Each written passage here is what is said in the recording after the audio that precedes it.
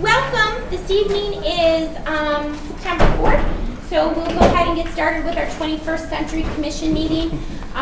Again, Ed Vedient and myself, Lisa Breitenstein, are the co-chairs here. Just a few reminders. This is a public meeting, a private meeting that is held in public. So those people that are in our audience, we welcome you to view the meeting. However, you will not be able to talk. We do have agendas over there for you, though. We have a full agenda tonight, so we're going to go ahead and get busy. A couple of other things just to remind the group and also people that will be watching us on YouTube. We are a fact-finding group, so what that means is that we will be getting all the information, and we will be giving recommendations to the school board, and from there the school board will be making the final decisions as to what direction they are headed in. Again, we're just the fact finders, so that's what our job is and what we're concentrating on. We do have 2 new members tonight, actually doing some replacements. So Julie is going to be joining us from Allendale. She is replacing Sally Tettenhagen, so she'll be with us. And then Corey is filled up and backed up with school, so her husband Guy is going to be joining us from Winchester. And as we say that, but as we know, we're taking off our hats of whatever buildings we're connected with and collectively doing what's best for the district. So even though you might represent a specific group, you're kind of disseminating information to there. You may have some information that we otherwise wouldn't have that you can share, but we're really looking collectively as to what we can do, what's best for all of our kids, staff, and community here at West Seneca Schools. So that kind of gives you some of the general information. First thing that's going to be up on our agenda tonight is our forum planning. If you remember, we have 2 public information meetings coming up. One on September 10th, which will be held at West Middle School, and one on September 22nd, which will be held at East Middle School. The ideas behind these informational meetings are to get out the facts that we know as of now, to let people know what we've been doing, what our charge is. They will have an opportunity for questions. We're going to talk a little bit about how we're going to set this all up, who's going to do what, and that kind of thing. But the idea is to get information out to the public. My understanding, and I think we can talk about it, is that the 10th and the 22nd will kind of be mirrored. They're kind of going to be the same, but just on different dates. I don't think that they're necessarily going to have different information. Is that what everybody else is kind of thinking? They just are giving 2 different opportunities for people to come in here and listen. Okay. All right, so as we start to talk about the forum, a few notes here. So as we start to talk about the forum, we talked about wanting to make sure that we are in control of the forum as far as the commission. However, we are not the experts from the district either. So we wanted to talk about how can we also include, the experts in our information session too. So probably what we're thinking is we would start out with, I have one here. There's 2, I'm kind of, so we'll start out with a welcome. Sure, you want to? Well, I don't know. I mean, I really roll, but I can try. Or I can write and you can talk. Okay. Okay. All right, so we'll start out with the welcome, and we were kind of thinking Ed and I would kind of do the initial introduction, right? Yeah. Okay. I guess the biggest thing we start off with is making sure everyone knows why we're here, why we formed the commission, what the commission is, and what we're doing, our goals. A lot of people probably, think that we're making decisions, and we're really just fact-finding. And I find when I do talk to a lot of people, let them know that we're just collective. We're collecting. We're looking at good and bad proposals. We're looking at everything. I think that really helps. So I think a brief introduction is the way to go with that. All right. then this is what Ed and I met, and we kind of put some things down on paper, but we want to kind of see what everybody, thinks, or if there's other options out there. So then we talked about money and letting people know why we're in the position that we're in, which is obviously that New York State has chosen not to give us $38 million over the past 5 years. So because of that, we've had to make some sacrifices here at the district, and the district has really made significant cuts that we at this point have really not felt or saw. Most of them are behind the scenes. Joe's group that's been cut, Kathy's CSEA that's been really hammered, by taking the incentive for early retirement. We have had a couple of programs that have been cut. Summer school, as we knew it before. They've kind of convened some other things, but summer school and summer reading, which used to be 2 programs that we used to really do a lot of here, we've had to kind of eliminate. So I think that when Ed and I were talking, one of the things that we think people need to know is why we're in this position. Why is our fund balance where it is? It wasn't our choice for that. It was the state's by not giving us the money where we needed to really make some cuts. Well, I'm also, obviously we saw how buildings are now closed. Certain buildings are open one day. Winchester Wednesday, that's the night it's open. We all know that now. So there's a lot of stuff the district has done creatively to help not, go broke or however you want to say it. But I believe we were kind of expected to bring down our fund balance. Is that how it was implied? That's what the state told us. So I want to be careful how I say that. Right. Yes. But basically it was like you have too much money saved, you should use it. Right. And so They weren't encouraging us to save for a rainy day, that's for sure. Right. So maybe a lot of people don't even realize that because we did such a good job having a fund balance. And again, barely it's noticed that Winchester's only open 1 day a week instead of 5 days a week. I mean, there was a little bit of a blip with changing our meeting schedules around, but it's not even a second thought. But that's saving a ton of money. Maybe not a ton, I don't use the word, but it's saving money that otherwise wasn't. So I think we just reiterate stuff like that we've all tightened our belts collectively, and I think it's a good thing to talk about, and we're going to ask. Right. So do we think that the next step then should be giving them the background, the money background?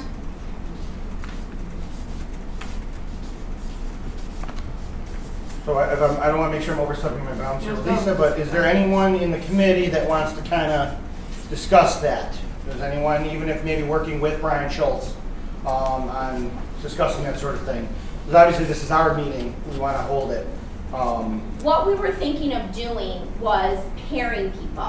So like we would pair what I'm going to call an expert from the district with someone from the commission. So, I know some of the background, but Brian Schultz is the expert. He can talk that, and if you really want to ever know anything like that, he would be happy to talk to you for hours and hours and hours.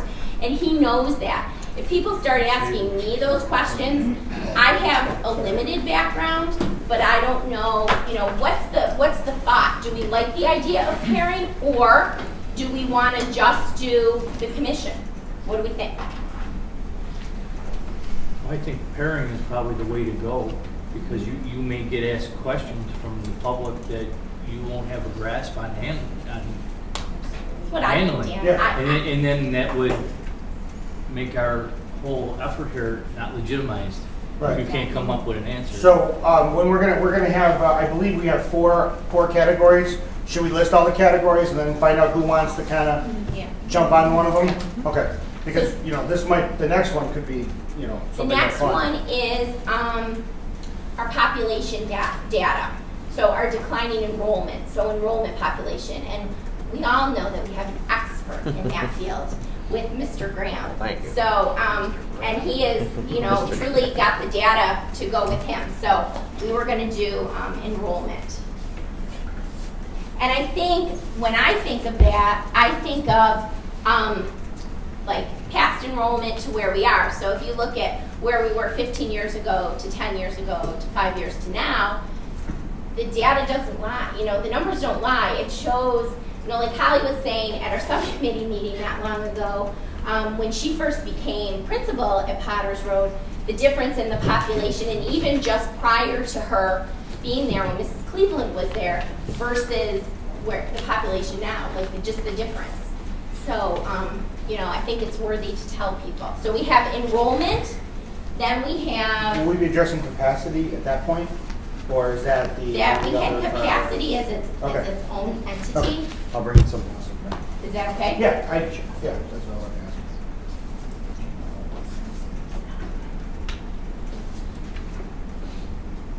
The spellers will tell me CRS. C. Yeah, that's what I have. I need to spell check. Okay, so of course we have a building capacity expert with us also, if he would be willing to, maybe, he's giving me that skunk eye. If he may be willing to pair with someone, he's worked really, really hard. The information that you received tonight on the building capacities, you may think that that's just like something simple. That took 13 hours to put together because there's these crazy formulas that are provided by the state. And so it's not just, pulling a number out of a hat. There's an actual equation that goes into that. So the people that have been providing all this information for us, remember, they're opening school right now too. So this is like crazy for them. So appreciate that. Okay, so we've got Joe here. And then we had the middle school configuration. That was another thing that we had been talking about, that people had wanted to know about. And Ed and I did contact Dr. Crawford, and I know when Brian Schultz was here at the last meeting, he felt it was important for Dr. Crawford to address that because he really is the one that lived it and is really passionate about it. So we did talk to Dr. Crawford, and he agreed to address that. We had also suggested the possibility, I know Mr. Graham and Vinnie De La Rosa, who was the principal at East Middle, last year, or 2 years ago rather, when East had the change in the configuration, had done a lot of research and a lot of information on that. We also had talked about Matt Bystrack, who's the current principal at West Middle, and Sharon Lochran, who's the current principal at East Middle. She was the assistant principal at East Middle when this was all happening too. So what do we think about Dr. Crawford addressing that? Are we good with that? Are we suggesting, I don't want to say telling, suggesting to him this is what we'd like you to talk about? Yes. So that he doesn't get... Yeah, no, he's gonna stick, and he knows there's a short window of him to speak about it, but he's the driving force behind that, and he's passionate about it. Yeah. So I'd rather, how often does he get a chance to speak to the large... And justify and... Yeah, correct. So educational benefits. What the research shows. Okay. And then the only other thing, if we want to talk about, one of the things we had mentioned was programming, and we had talked about the fact of this is what modified sports cost, or this is what kindergarten costs. Giving people just some ideas of what if we choose not to, we, meaning the Board of Education, chooses not to close any buildings or reconfigure the buildings, there still are some options. We could certainly cut programs. Another option that Brian Schultz said the other day was, of course, we could raise taxes. To stay status quo across the district, we're looking at raising, and Bob, help me with this, because I'm gonna get it wrong. You're the expert, it was 20% Wasn't it $7 per thousand of assessed value? Right. It would go up? Yeah, like it would be roughly about $1,000. Well, that's if you had a house worth $220,000. Yeah. So what would, We're at 44.5% in the town. okay. Okay. So, but I mean, we could certainly do that, is raise taxes too. So I mean, there are options other than, Well, yeah, what we gotta discuss is if the option is to raise taxes, that's if it's voted. If our plan Correct. is to raise taxes and then it's not voted to raise taxes, then we're really in right, trouble. right. So But we I'm just gotta- saying, there's yeah. other options there. Yeah, I'm very happy that Dr. Cropper's going to be addressing it 5 through 8, because I don't think it was done very well last week. And you're going to have the financial guy here. Corey asked him a very specific question. He did not give an answer about the 5 through 8. What is the cost? You're talking about raising taxes. Is it going to cost us higher taxes for his passion for the 5 through 8 configuration? But I think that should be addressed on that. okay, you wanna write that down for me, Sure, and I'll make sure absolutely. that we get that to Mr. Schultz.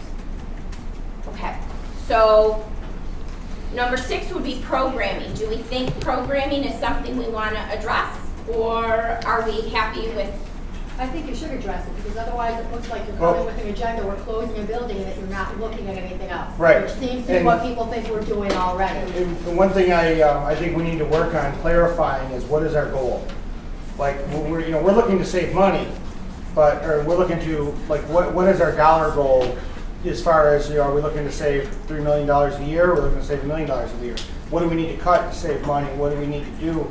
I think some clarification will start coming in, but programming, I mean, just because we close, say, building A or building A and building B, doesn't even mean we're still going to get to keep all the programs. That's, I think, one thing we need to make sure we're always aware of. We don't know what the future's going to be. Right. That's why, as the committee, not only are we working diligently on this, but after the next couple of weeks or month, we're looking at other ways to save money. We're looking at cost measures, as far as, again, like we're looking at, iPads for textbooks, or we're looking at, a lawnmower that's maybe bigger. All the different options we're looking at is to help save money in general.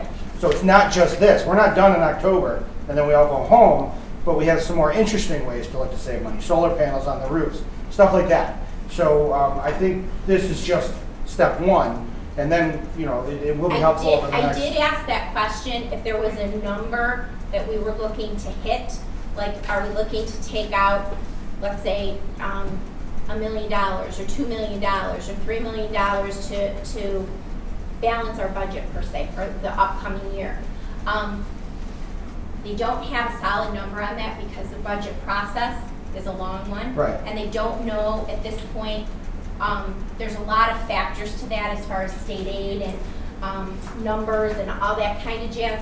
They're putting the framework together, but it is a process. Yeah. So I did ask that question though, just so But that regardless of everybody- what happens over the next few weeks, I don't want us to just think, okay, now we're done either. Right. There's other options, and I think one thing I'll put out to Brian is I would like to start trying to establish, are we trying to build back up our fund balance? What's our goal? What's our goal in 1 year? What's our goal every year? Like if my wife and I are saving, we want to put away $50 a week. We have a goal of saving $10,000 to add an addition onto our house. So, I think that's something I would like to finally hear at some point. I don't know when that will be established, but, because if we spent it down, we haven't added to it, but all the years before that, we were adding to it. So we want to get back to putting money in the savings account. Right. How much? And if you remember too, one of the things that New York State, they came in and did an audit. The controllers. They're still here. Yep. They're still here. How long do they stay? They've been here since the beginning of June. Okay. Well, I just have one question about that. Is our only, I realize that we're short $38 million and we need to save money, but I thought there was also a directive from the state that we are, That's what I was just gonna get at. okay. Yep. That I just want to make sure everyone understands what all the directives from the state, where we Right. maybe need to be reminded of that Yes. for people who, Yep. yeah. So the auditor is still here. They're spending some time in Kathy's office.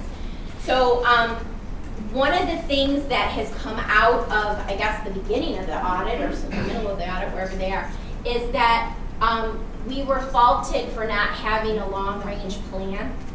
And so this, even though this commission was already in place and we're getting to that, we're not there yet. We're working on it though, and we've talked about, like at the some of the subcommittees meetings that will be addressed later, but we talked about putting in thresholds. So when you get to this threshold, something might happen. Like for instance, if you get to a threshold of 2,200 high school kids, it may be the time that you could start to look at the combination of a campus. Like right now, there just isn't, physically it wouldn't work, but you could look at when that threshold might get.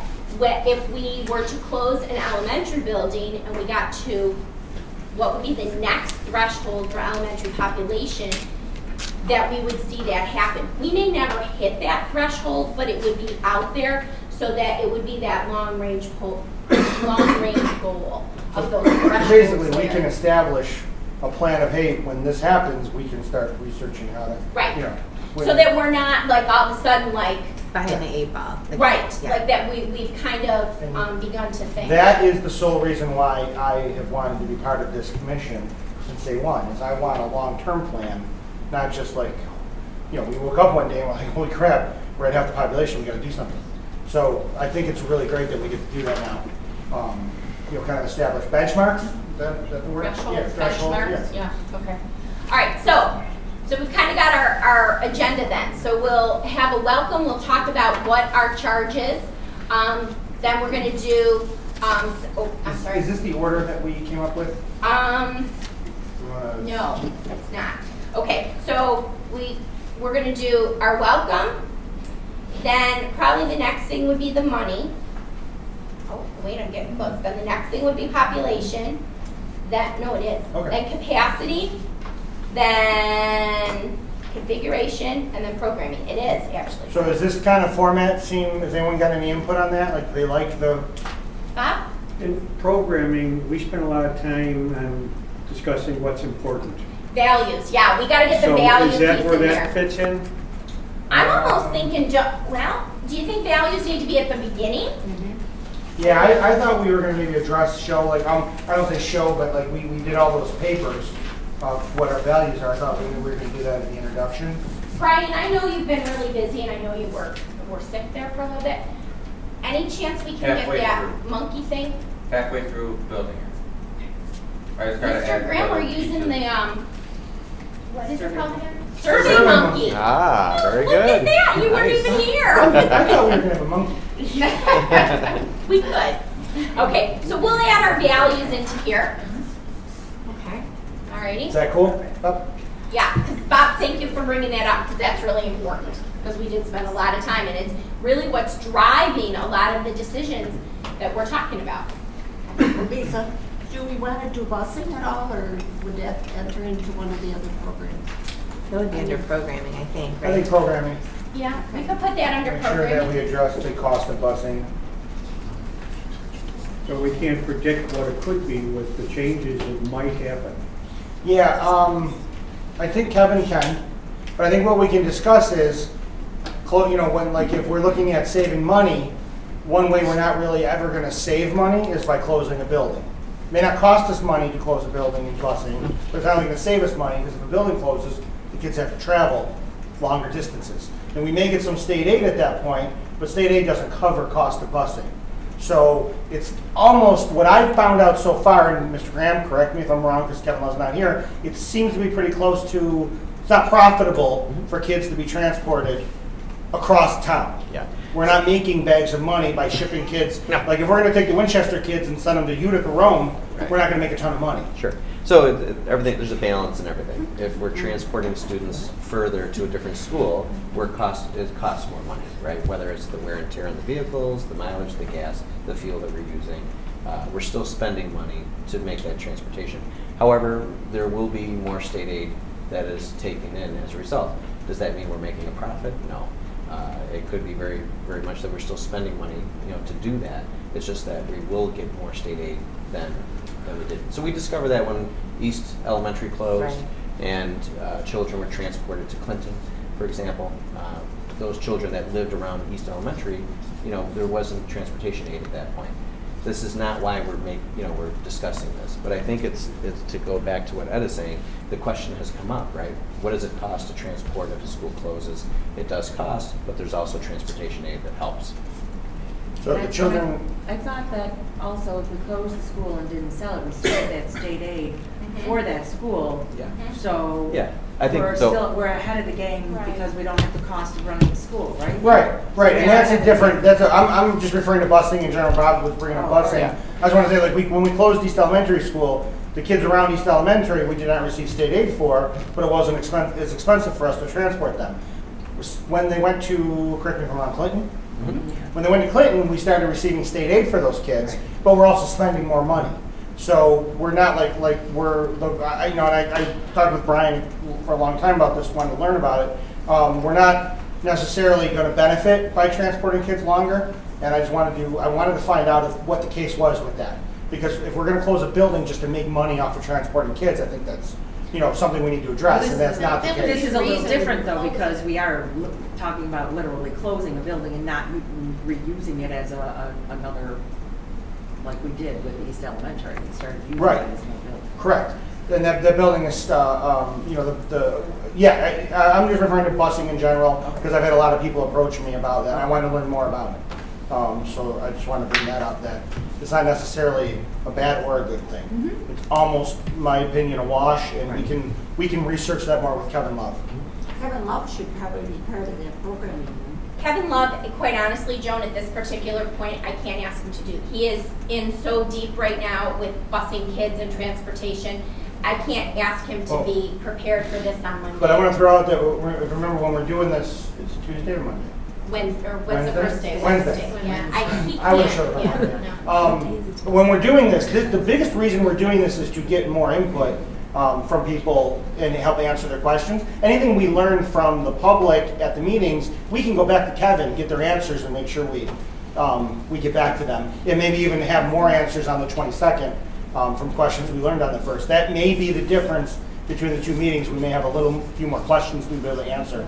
But we'll make sure we collect email addresses, and that way of communicating with people too. Can I ask what time those meetings are? 7 o'clock. Okay, so going back.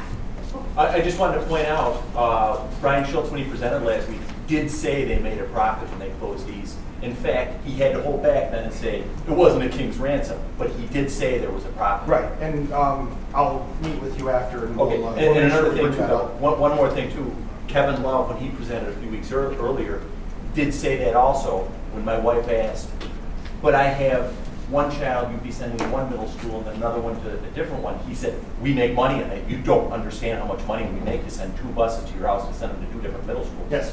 He specifically said that. We will be getting together with the people, with the subcommittee on that information, and we'll be finding out the answers to that.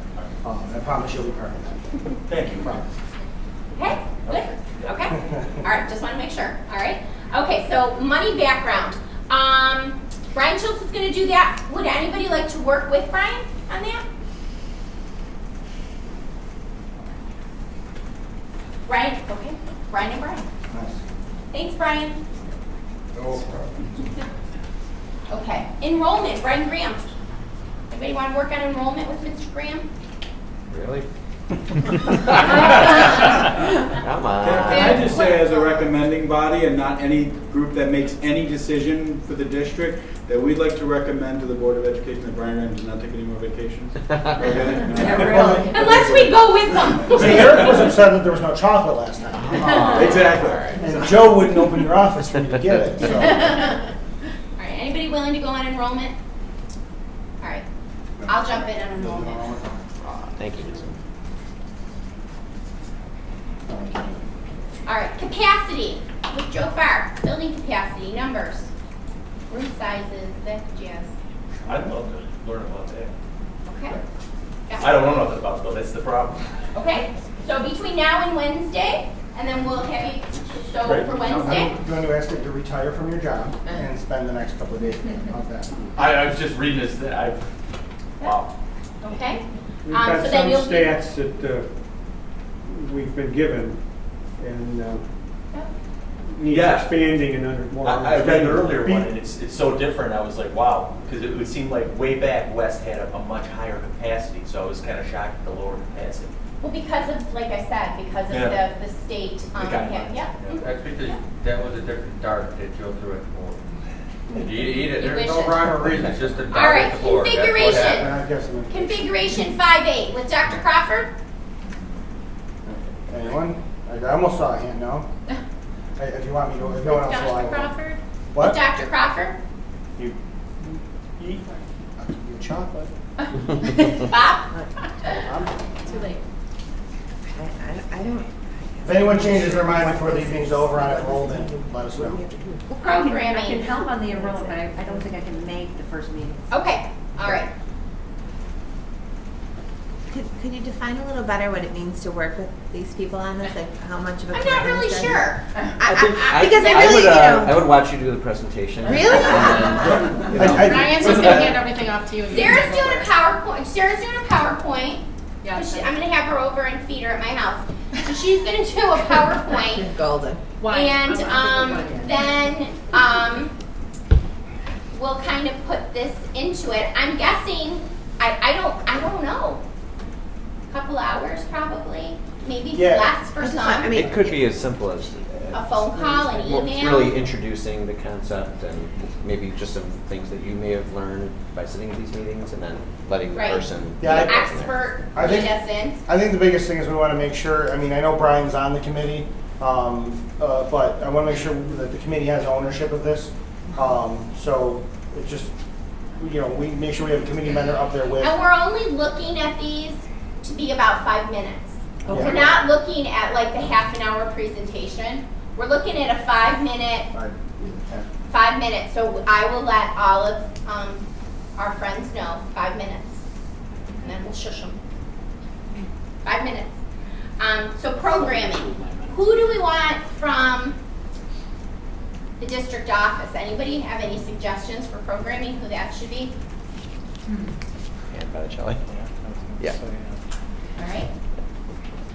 I'll let Ann know.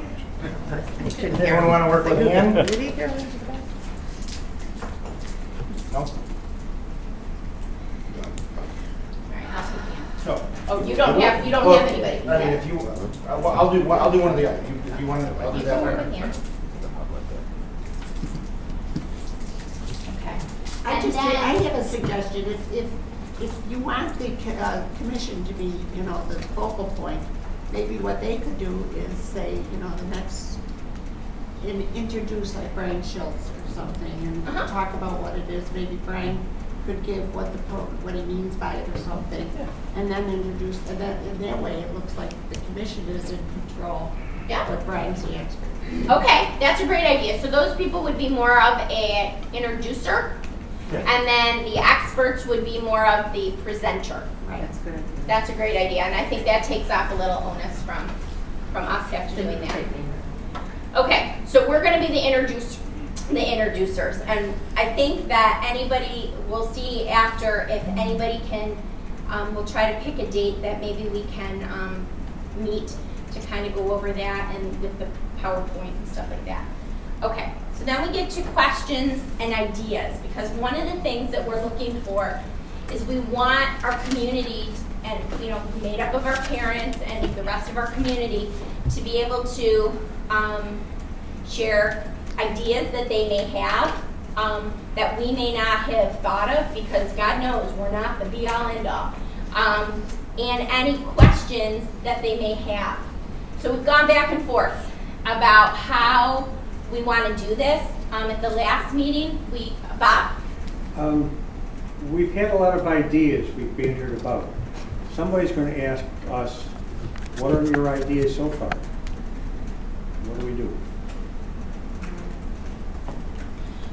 Not trying to shut them down, but an answer is deserved. But if they've been watching the meetings, then they've already been given an answer. Yeah, we also have the proposals that were given on the website. We have pretty good access to it. I don't know how much time, I mean, maybe we do, and this is why we're all discussing this now. Do we want to spend any time on the different ideas we've had so far?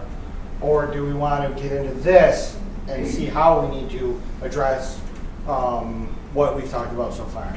Like, do we want to stand up there and say, well, we're talking about closing Potters, we're talking about, you know, No, I think that would add 4 hours to the meeting. okay. And So- I think that that's not really our, even though we're making that recommendation, Right. that's not our decision to make. Yeah, I think this So- is a get to know your committee meeting. Okay, if that's the point, then my suggestion is you don't entertain questions and ideas, because you are going to get immediately off the rail. Well, this is what, and this is where Lisa and I talked about this in length, is this is the end of the meeting. I would feel very frustrated if I came to this meeting and I didn't get a chance to speak. Now, we're not taking comments based on how you feel. And this is how we're gonna discuss different ways to do it. We're gonna take questions, maybe there's confusion out there that we don't realize because we're in the trenches here.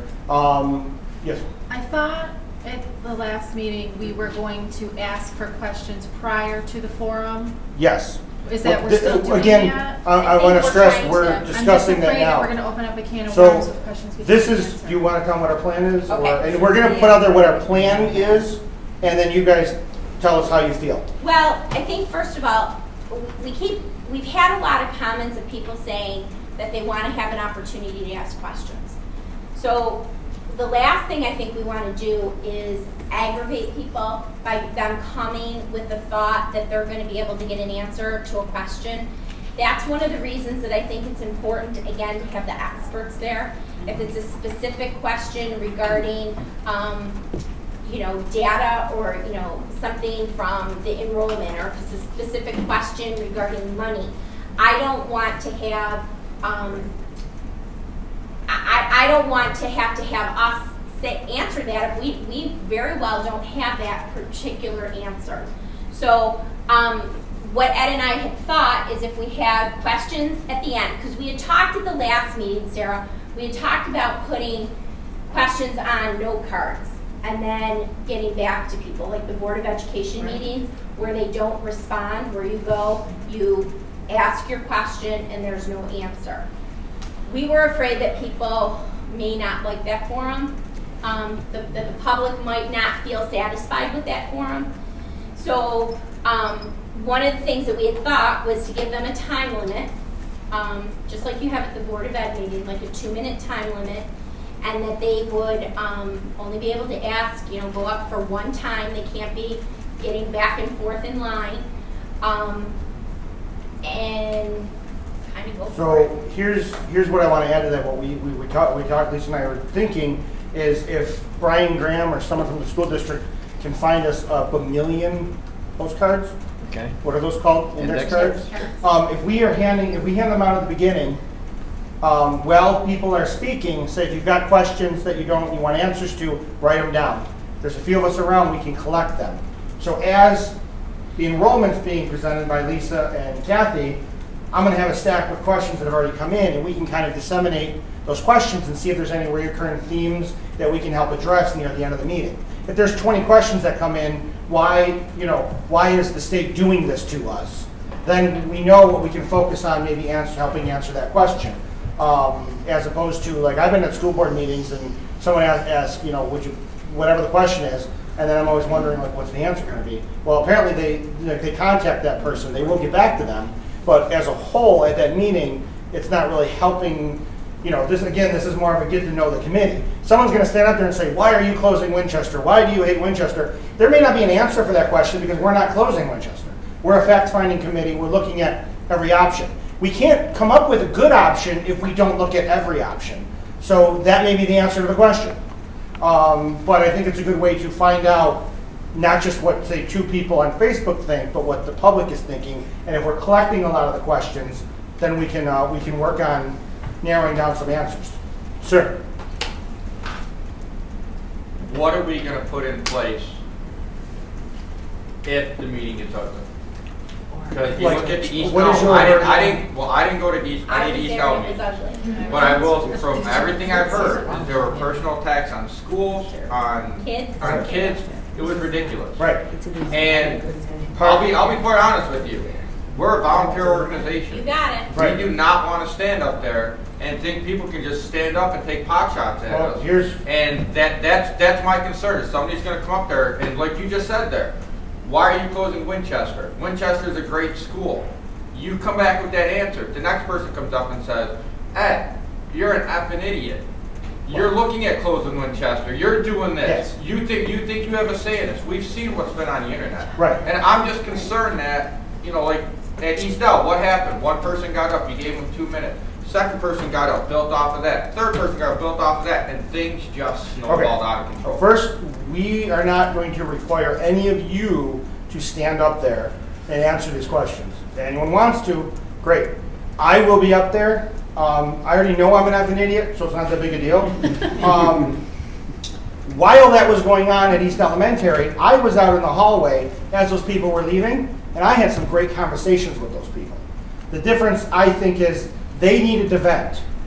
We're not at any point where people necessarily need to vent, but if someone wants to come up there and they start making a statement, we're not taking statements. But I think as a group, we are enough to, if there's, one of the big things was there were no answers being given.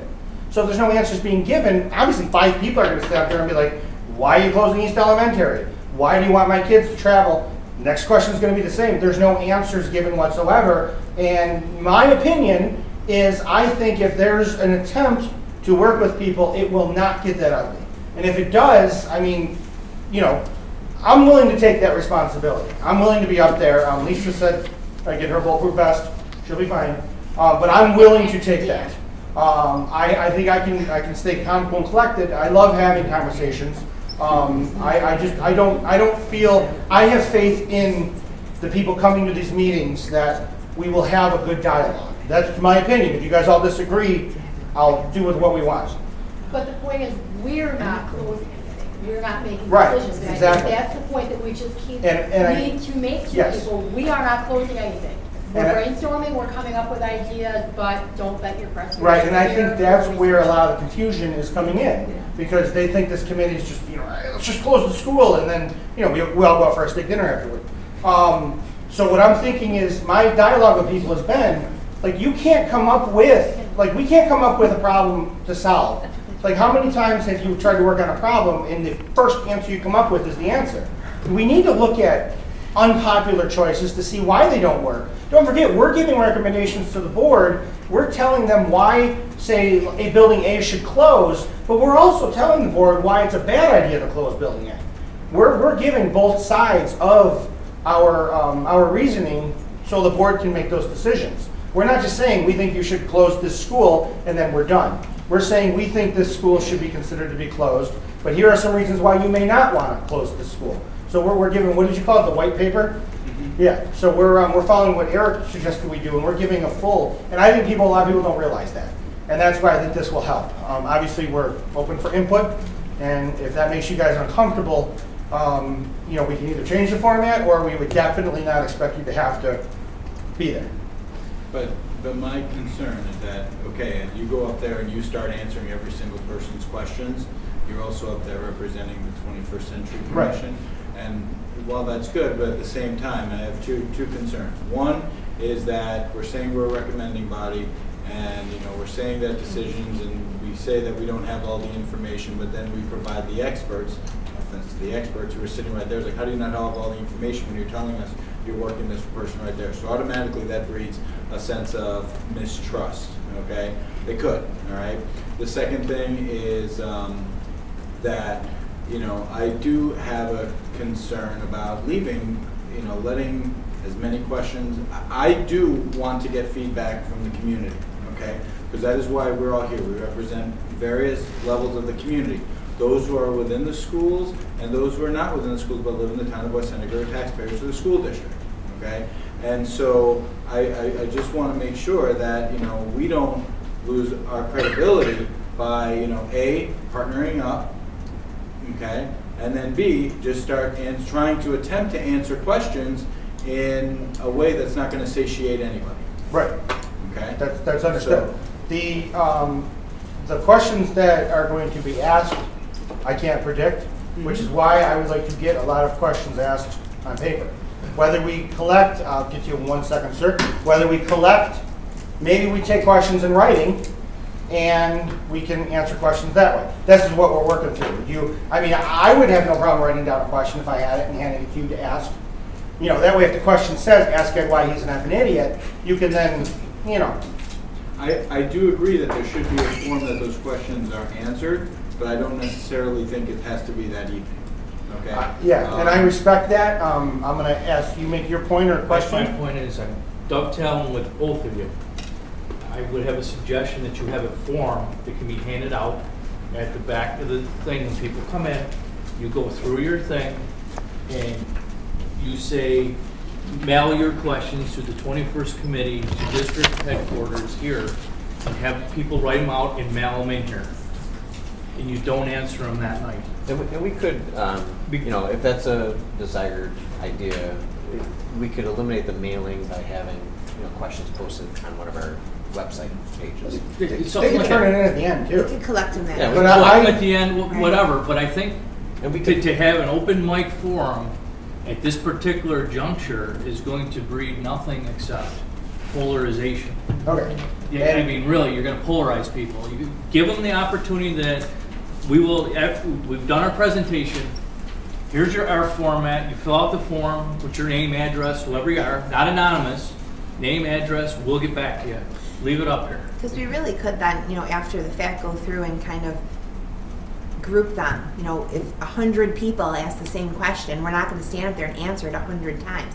And they could. So we could group them. We could work on them here as a commission, and then they could then be answered here. And it's being taped. And anyone who comes to a public forum and wants to hear the answer to their question can come and sit over there and hear it at the next meeting. Or watch it on YouTube. One YouTube. of the ideas about collecting the index cards during the questions is also to help, if there's any reoccurring theme, we can answer near the end. I don't know how you feel about that. I personally disagree. I think there should be questions at the end, but obviously we're a committee. I'll do whatever you guys are comfortable with. I don't know if we vote on it or what we do. Sir, yeah, you go first, then you.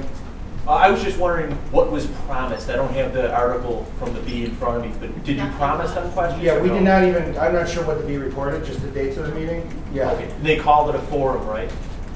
I think that's Information, I think they called it an information. But did they mention that it's public participation? Yes, did they do Does that? anyone have the B or? I don't have it on me. I just would I don't suggest. think so. It was pretty. It was bland. It was very vague. vanilla. I mean, But I'm not sure what you call it either. Did you call it a form? I'm not sure. But whatever is promised. Did you What does talk to the it B? say on the I district gave calendar? them dates, Okay. that's all. Yeah, the only thing we did with the papers was give the dates, so I'm not sure what we literally, my understanding was we gave them the dates. In fact, the original paper reported the date as, I think, the 9th. So we are going to be correcting that through an email? Yeah, it did. Okay. They're correct. Okay. Yep. So I don't know if anyone here, can anyone pull up on their, maybe if they have a laptop present or a phone? I can't. Maybe they can find the article? I don't have access to one. I don't either. Get into it, but I'll try to find it. Okay, we can, if someone can find that, maybe Do you we know can. what issue it was? I'm At least thinking 3 issue, weeks like- ago, right? 3? Can we, while we're looking that up, do you have a statement or a question? I was just going to feedback that I like that idea because I have to tell you, I'm a social worker, I work with high conflict, and there's something to be said, we do that with clients, make them sit, not that you're clients, that's not what I mean, but I mean, when you step back and you put your name, you put your address, and you think about what you're going to write, I think that there's less conflict that way. And I think there's more thought into the question as opposed to maybe accusing someone or venting. I think it kind of puts a space in between. My experience with the town board meetings, and Joan has sat through as many or more than I have, is that people have something on their brain and they don't listen and they just want to come in there to uncork and get their 5 minutes of fame in front of the microphone and then really don't care about what their question is. Or if you actually have thoughtful people in the crowd who are submitting questions, those people still have a forum to uncork as they're writing down, and then you can address them in a more civil dialogue than is standing there at the microphone. Sure. And I wouldn't even mind once if we collect the questions, just to read them up and say we'll be addressing these at some point, just so people know the types of questions that are being asked, depending on how many come in. You know, I have no problem doing that either. I just, you know, I just have a concern over, you know, trying to answer the question. You know, I want to be open and I want to be able to give responses. I don't want to just take questions and leave it and then contact the person individually. I mean, yes, we are here, and this committee was formed with the idea of transparency. Right. You know, it was formed by, you know, the board, the district, whatever, in the air of transparency and collegiality. And so, with that being said, I do want to address the questions, and I think that, you know, even if we did read them off, said these are some of the questions we're going to be addressing at our next so-and-so, but, you know, to put it up there. I mean, because I don't know if I'm going to be at one of the meetings. I don't know if I can make the 10th. You know, but obviously I'm pretty well vested in this group, and so I want to be able to kind of hear and see what's going on as well. And I think, you know, as Guy kind of pointed out as well, what was the wording in the paper? You know, sometimes one word can just change everything.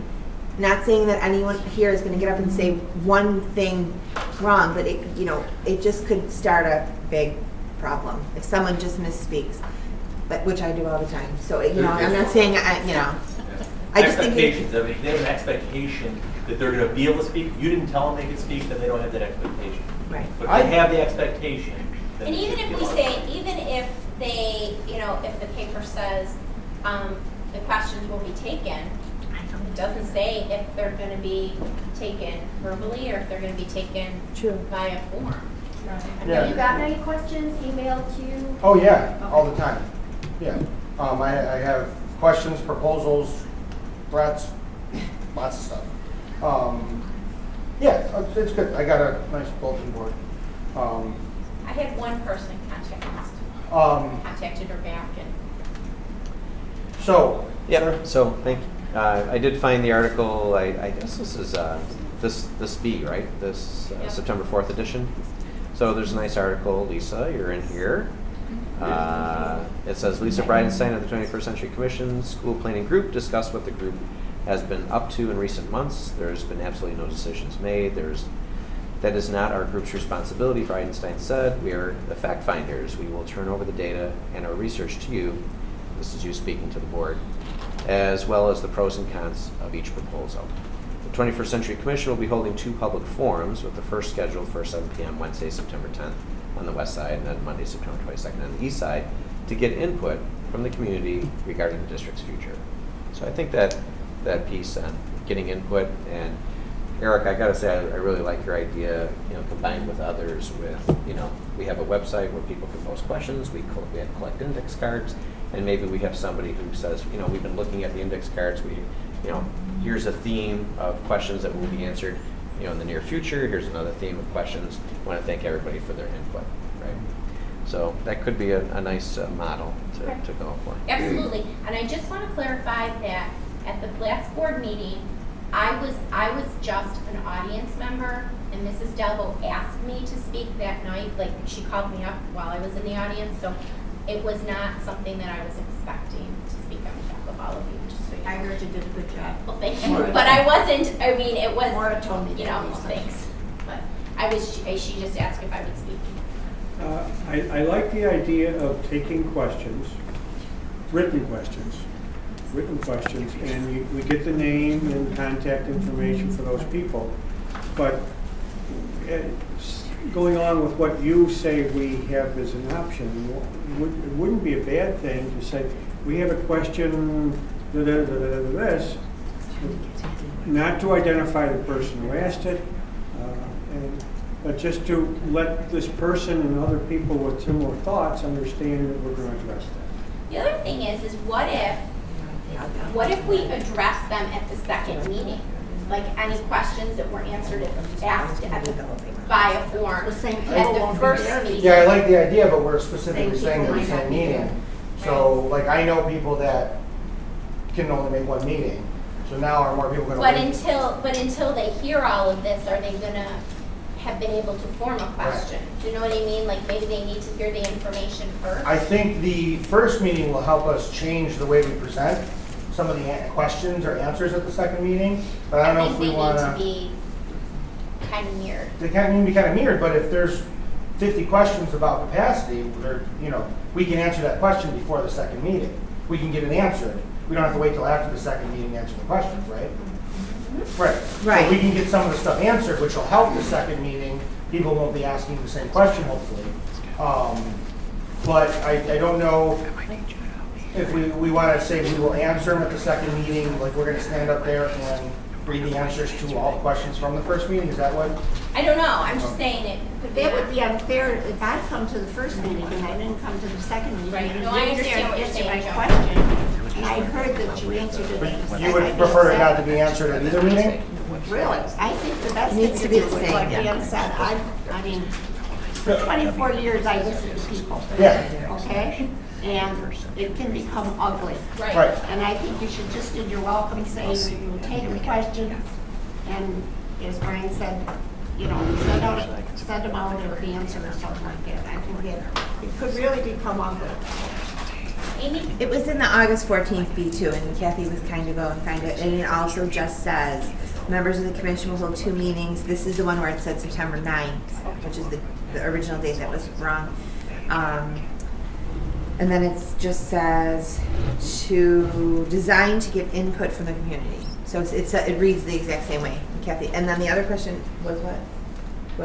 Are are the there- forums going to be recorded or not? I cannot be there on the 10th, and I'm wondering whether maybe it's good that I'm not, because if someone does get up and say something, they probably don't want it on the World Wide Web.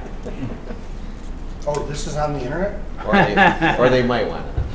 Yeah. But I know mean, for a fact I can't be there. It's a public forum. I don't see, if we're collecting questions, I don't see any reason to record it. You know, I mean, we're living it. You know, I mean, the reason we're doing this now is because we know 5,000 people can't fit in this room. Bless you. You know, everyone, you know, the public forum I think is, I don't know. I mean, I don't mind if we don't videotape it. Sir? We can depend on representatives of the Bee and the Sun being at these meetings. And it's likely that they're going to pick out the most controversial things to report on. That's, And I would hope the Buffalo News John?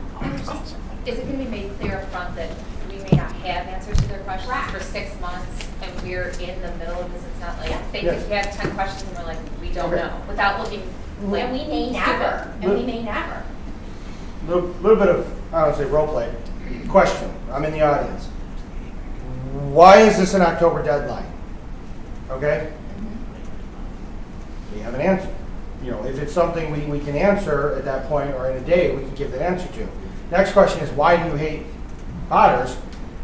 That's not a question that we can answer. But like, why are you trying to save money? That, I mean, there's Right. you know, like, what questions, like, are there questions that we will be able to answer within a few days compared to, like, what's a question we won't be able to answer for 6 months? I'm asking, like, what are you thinking? Oh, I don't like if they're like, well, What's I don't the outcome? understand why we can't just save money by, you know, doing something with the buses. Well, we didn't research that yet. It won't be answered until, I don't know, December. That's when we'll have the answers to the busing issues. And that's what I'm just thinking. So, like, if someone says, why I can't? can just be like, I don't know. So if they just know up front, we do not have all the answers. We're just starting. Part of the reason we want the questions is to help us focus on where to look. I just didn't know if that was going to be like up front before everybody started like asking questions. The only concern I would have is everything gets tabled. So what if you don't have the answers to everything? That would be my only concern. Explain, help me understand what you're saying. You get fired 20 questions and you can't answer any of them. Right. At the meeting, you mean? I think Yeah, that's I mean- Eric's concern, Right. losing Yeah. credibility or something Right. because we can't answer. Well, and a lot of credibility. It allows you to be prepared and If do a we little prepare, research. They're going to ask, how did these people get on the commission? How were they chosen? See, I think we can answer that stuff. Okay. See, and that's what I'm saying is there are, People have asked me that. and how do you answer? Just that. I don't know how. Yeah. Okay, well- I think the person that asked me, I just said, oh, I think because I have 2 kids in different schools on each, So- and being a social worker and being in the, I just kind of, and they were like, okay, but I think that's going to be asked, and it might not be asked in a nice Right. way. Right. Do you know what I'm saying? Like, who are these people and why were they chosen? Right. So, I think that personally, I think that's a question that can be answered that night. And I don't see why we wouldn't answer that question. But I'm just saying. So how about, first of all, I want to get it out there. Lisa has a great way of saying how we chose the people. We were approached, you have a way better eloquent way of saying how we did it. Okay, so the way that people were chosen, when Ed and I met with Mrs. Bussey, Mrs. Delvo, and Dr. Crawford, they had said that they wanted a cross-section of the community. So then what I That's did... it. No, but then what I did was to get people from all of the different buildings, I emailed all of the principals and said, hey, you know, who do you have? And some principals came out with people that may not be PTG, PTA, PTO people, but had a different, a different piece within their building. They might have had young kids, older kids. They may have never done anything like this before. And then we went from there. So we got that group, then we looked out at, community members. We looked at, and we added, I have to be honest with you, at the beginning, we didn't have everybody, and then we went, oh, we really should have. And I'll give you an example. Kathy. We had Joe Catafio representing WISTA, but we didn't have Kathy representing CSEA. And even though, as I said, you take your hat off, Kathy, nobody's going to know the ins and outs of CSEA better than Kathy. So, she can speak to some of that information that may come up at this table. So, she was a late add-on, but missed like one meeting, I think. But you know what I mean. So we put people together that way. So, but I want when I say that was it, when we were approached about chairing this committee, that's the input they had, was find people to be on your committee. I mean, they didn't give us a list of names to choose. It should be part of your welcome. It should be part of the welcome. Right. You should So, explain that right in the beginning. I just want to give, when we approached the principals to help find people, part of the reason we did that I'm being is... approached by teachers. Great. So, one of the reasons we did that is, obviously, if Lisa and I were to choose people we know a lot of PTA, PTO, PTG people. We wanted to kind of get it spread out more, so we went to the principals. One of the other things we tried to do is we tried to get community people like Rotary Club, Kiwanis Club, Lions Club. We tried to get the first town supervisor of West Seneca. I wasn't first.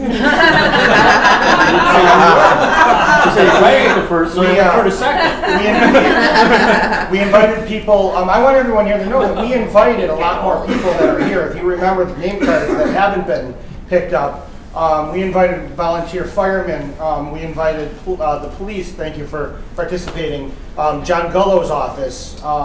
So we really reached out to not just like the 20 people that we know in this room, or how many people are on the committee? There's about 25. About 25. We reached out to a lot of people to make sure we were able to get as much different backgrounds as we can. One of the biggest things we made sure we did was buildings had representation, because obviously if you know your building really well, you can help the committee learn more about that building, which I think has been invaluable, especially when we did the tours. So, but I think how many coffees and hours did we spend, and then the letters were sent out. But this committee is truly developed by us trying to form a diverse group. Lisa, why don't we introduce the commission? I think that's a great idea. And then say, in the beginning. Yeah. And then it eliminates. Is everyone comfortable with that? Like now, so we know who everybody is, because I still don't know who all these people Okay. are. Yeah, we actually haven't done that since the first meeting. Oh, so, that wasn't here. Can we want to do it? Yeah. We'll just, okay. So we'll start with Guy. I'll start with myself. We're introducing ourselves again. So I'm Lisa Bridenstine. I'm the co-chair of this commission. I have a son who is in 11th grade at West Senior, and I'm the West Senior PTG president. I'm Guy Zagira. I'm new to this commission. I have 4 kids that go to the schools here. I have a 13-year-old that goes to West Middle, and 2 10-year-old girls that are 5th grade, and then a son who's in 4th grade at Winchester. I'm Dawn Judy, and I'm representing Northwood, and right now I have 1 son in 3rd grade at Northwood, and I have 1 grown twins. Excuse me. in East Middle right now, 5th grade. I'm Lynette LaFalls. I have a son who just started his freshman year at East High and a daughter who just started her middle school at East Middle. I was one of the families that went from East Elementary to Clinton and now back. I'm Brian Janik. I have a son that's in 5th grade at Potter's Road. I have a daughter who's in 1st grade at Potter's Road. And I'm also a member of the West Seneca Chamber of Commerce, so I'm representing both community and school. Hi, I'm Joanne Janowski. I have a 7th grade son who is at West Middle. I serve on the PTO board at West Middle, and I was president of the Allendale PTO for 2 years prior to that. I'm Holly Quinn. I have 3 children in the schools. I have a daughter who is a senior at East Senior. I have a son who's in 8th grade at East Middle, and I have a son who is in 1st grade at Clinton.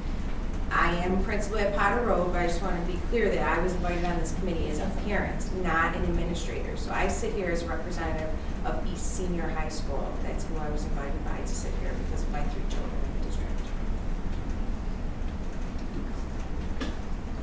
Eric DeQuino. I have one child at Clinton Street Elementary who is a 3rd grader, and then my son is happy and loving life as a 5th grader in East Middle School. And that's about it. I'm also a higher education administrator in the Western New York area. So I see what happens with the students after they leave West Seneca and move on to higher education. I've been doing it for about 15 years. Jim Zaki, currently an employee at the district for 34 years, but I also went to East Elementary, East Junior, and East Senior. So I've got 34 years in with the district and work out of the buildings around. And you're the historian. Yeah. I would say that. 34 years.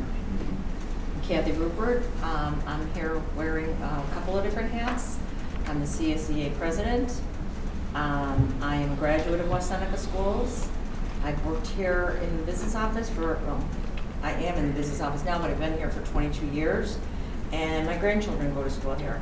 So, and my parents graduated from here. My name is Bob Rigby. I've been a resident of West Seneca for 44 years. My 2 children, who are now 40-ish, graduated from West Seneca East Senior in the early mid-90s. I also was a high school teacher myself a number of years ago for 12 years. I have an education bent. I'm always interested in what's going on. And a member of the board of directors of the West Seneca Chamber of Commerce, member of the board of directors of West Seneca Rotary Club, and I try to be involved in as many things as I can in the town of West Seneca. Amy Zatluko. I have 3 children in the district, 2 sons at West Elementary, grades 3 and 4. My daughter Faith is at West Middle. She's a 6th grader. Oh, and I'm the president of the West Elementary PTA. I'm Julie Sakalowski, and my son goes to Allendale. He's in 1st grade. And I also went through the West Seneca schools myself, and I was just asked to replace the representative from Allendale, so this is my first meeting. I'm Danielle Gundell. I'm a graduate of East Senior. I have a son and a daughter who are graduates of West Senior. I have a son who is a sophomore at West Senior and a daughter who's a 6th grader at West Middle. And I am the vice president of the West Senior PTG. I'm Dan Dens. I'm also a graduate of the West Seneca Central School System, and I am privileged and honored to be the chief of police for the town of West Seneca. That's all I got here. Hi, I'm Joe Lewis. I've been here for 54 years. I'm a registered nurse. I was the first woman certified to town of West Seneca for 24 years. I've served on the board, and I am a member of Rotary, and I'm also a member of the Chamber. I have 3 grandchildren, that 2 at the West Senior High School and 1 at the West Elementary, and more is college secretary, my daughter. I'm Joe Farr, lifelong resident of West Seneca. I have a daughter that graduated West, my daughter that's a senior at West, and a son that's in 8th grade at West Middle. I'm a graduate myself, and I'm the ground superintendent for the district. My name is Brian Graham. This is my 12th year in the district. I was the principal at Winchester for 3 years, principal at West Middle for 8, and this is my starting my 2nd year as the assistant superintendent of pupil services. My name is Scott Perkins. I've been in the district for 14 years, employed by the district for 14 years, and I'm currently serving as the supervisor of the IT department. I am Ed Bedient, chair of the committee. I have 5 kids. They're 4th generation West Seneca residents, and I have a wife, Sarah. My kids, currently 3 of them are at Winchester, 18-month-old twins. I am the past president, PTA guy at Winchester. I'm on the board of the Chamber of Commerce, and I'm on the board of Rotary. And I think that's it. Proud graduate of my dad and me and my kids all had in West Seneca. So very proud of that. Okay, all right, so hopefully that can be something that we can do at the meeting also, just to kind of give people a face and a name of who else is on the commission. Yes, Bob. Where are we going to be? Seated We're going or to be in the positioned front or row. wherever? We're going to be like down in the front is what I'm envisioning. Yeah, and I believe, in my opinion, everyone who's participating in this event will be sitting somewhere in the front. We're not going to table off a bunch of people sitting up. Yeah, on we the won't be stage. on the stage. We'll be like in seats, and then this is what I was thinking. Instead of being at a big long table, we would be actually in the audience, and then we would come up. You know, people that are introducing would come up to the podium to introduce, and that kind of thing, so that it wasn't. I think we had talked about the fact that if you're at that table, it kind of gives a different feel. I think last month, this meeting had a different feel to it because we had the table right here. Okay, so we did well with our introductions. Getting back to the question piece, let's kind of try to wrap that up a little bit. So the form rather, are we going to do a form with questions? Or are we going to have an open question? Form? Okay. Let's do a vote. I think it's probably the simplest. All in favor of a form? Okay. Opposed? Okay. So we're going to do a form. So now, if we're going to do a form, do we have any people that would be willing to work together to create the form? Amy? Okay. Anybody want to work with Amy? Amy, Sarah? And I can help with that too. All right. So we'll have. Do you want to have it put on an email? And I think that would be helpful if. Some people don't get email though. I think that it's. Right. I think we need to have hard copies. Right. But then if there's a possibility to have, what is a thought? If we have it on our page, like where people can click and fill out, is that something, or do you think that's not a good idea? We're going to have it to hand out, but there's no reason why we can't put it up on. Can we email it out? Scott and I had a little sidebar, and we think that we can easily have a link to your. You have a page, right? 21st Century website. You do, Yes, right? sir. Thank you for the plug. We're on your. Yeah, we're on. The So I think it would just be another portion of that, and we can create a form And on that. A web form or a PDF? It would be, it would type right into the webpage. Yep. And and we can ask for first name, last name, phone number, and there's an authentication code that they have to type in at the end. But it'll populate into a database for us. So, Great. Yep. So something that we would send out in a global email? We'll have it done, and we'll be able to publish the link. We'll be able to not just publish it, but also announce it at the forum. Yeah, because we can then take, you have that form used throughout the entire 18-month process that we're here. Too, people can, if 6 months from now, people are wondering what's going on, they can fill out the form. It doesn't need to go away. We'll just make sure that it gets emailed to someone. But for the purposes of handing it out next week, you just want a basic name and address and contact information, and then just a space for them to write. But are we talking like a half sheet? Half sheet. Half sheet, you know? Make sure we got like Yeah. plenty of Maybe clipboards. quarter sheet and you don't Right? get big ass. No. Yeah, we won't have People enough. can't. Yeah, we won't have like 100 clipboards, but I have about 25. it's just gonna be hard. Okay, so then, 21st century at WSU. and then we can just be handing them out. Should we be planning to hand those out as people are walking in? I would be happy to do that if someone wanted to help stand on the doors. And then kind of collecting them as people are, you know, if you maybe in your welcome say, you know, as you have questions, if they want to turn them in at that time, I instead of sitting, if you'd like me to circulate and watch for people to wave their little form at me, I would be happy to collect them.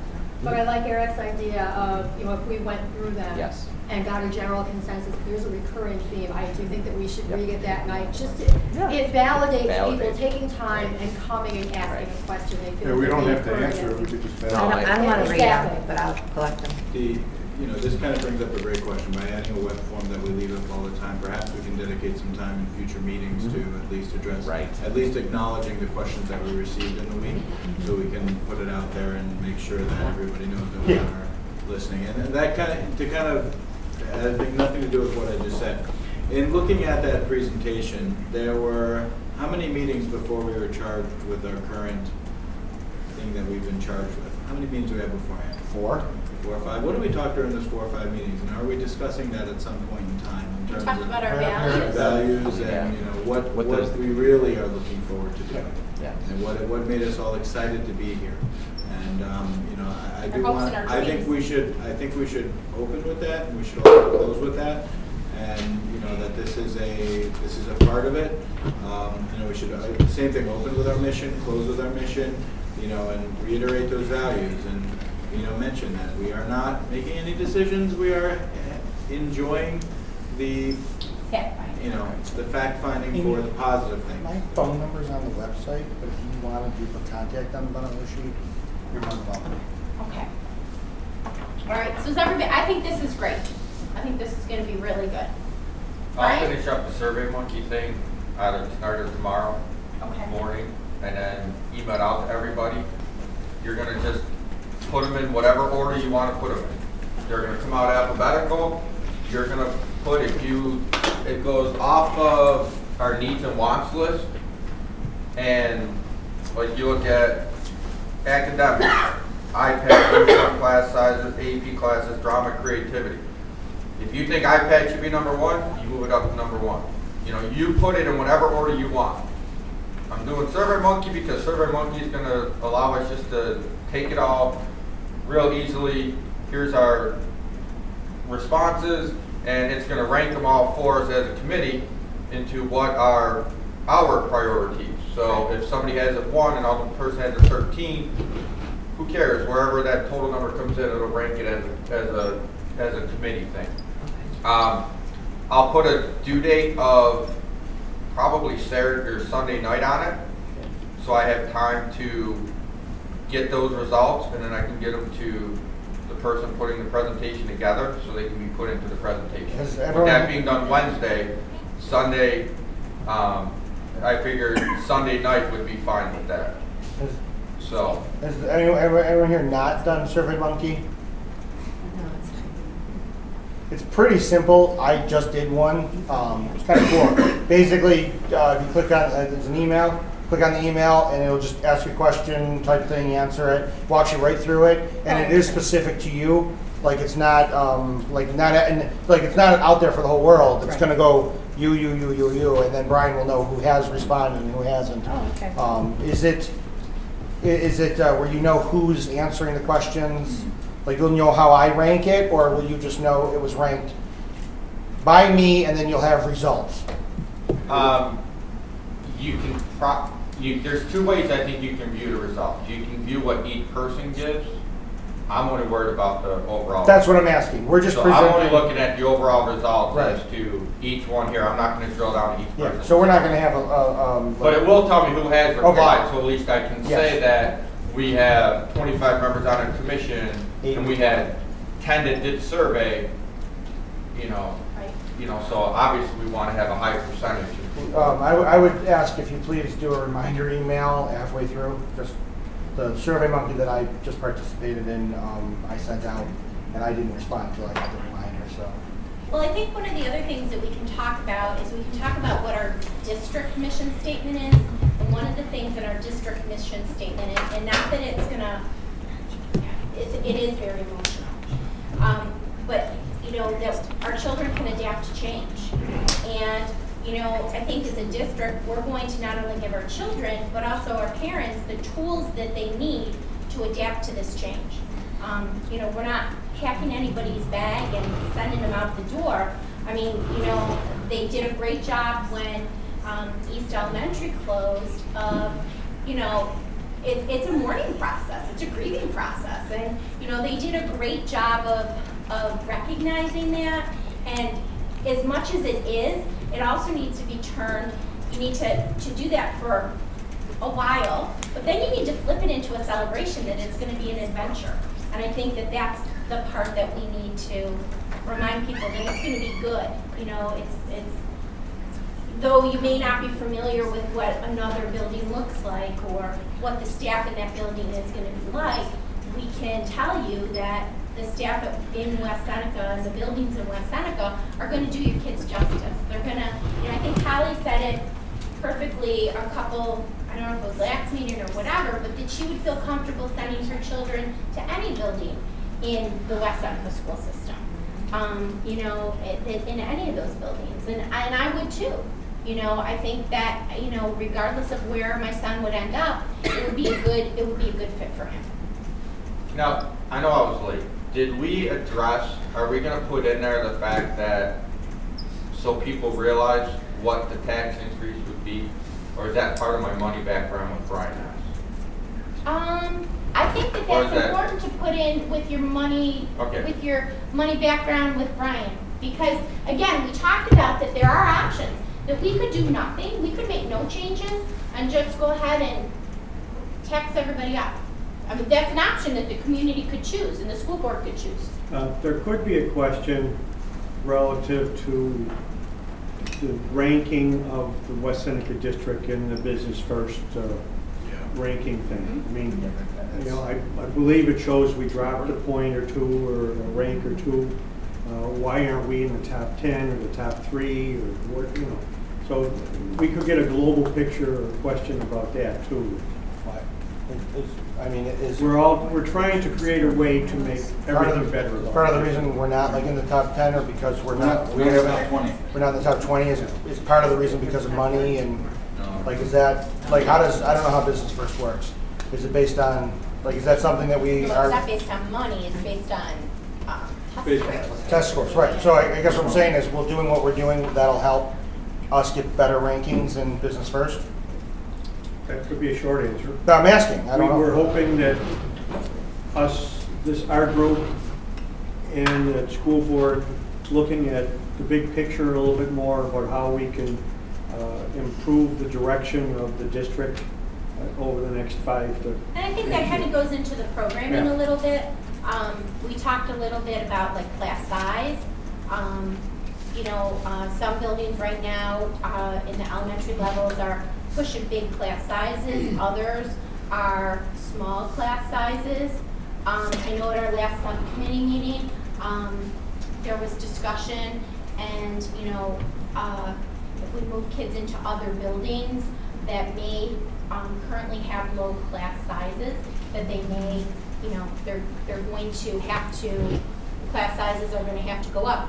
Corey and I had that discussion and I said to her, are you willing to stay within that building knowing that you could have 9 more kids in your, you know, son or daughter's classroom? And she said yes. So, you know, that was important for her. But we talked about that and that, you know, numbers could go up. So, okay. But wouldn't that be a school board's answer? I mean, I don't think. Well, that's within the school, those are within the board guidelines. That's how low some of the class sizes are. Be something that No, we but should if somebody asks, I mean, that's, you know, some of the buildings are It low. will happen Some of the if buildings are extremely low. yeah. Some So I have mean, only 16 if or- we eliminate 1 or 2 schools, class sizes will go up at other schools. I mean, that's, Well, I think it's less about going up and more about equalizing. Right.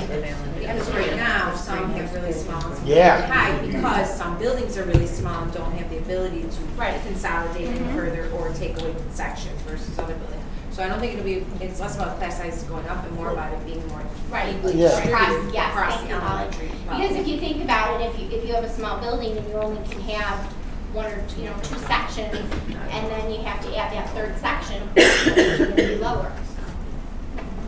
Okay, so I think we're good with this. I think we've got this pretty good. Okay. All right, so subcommittees.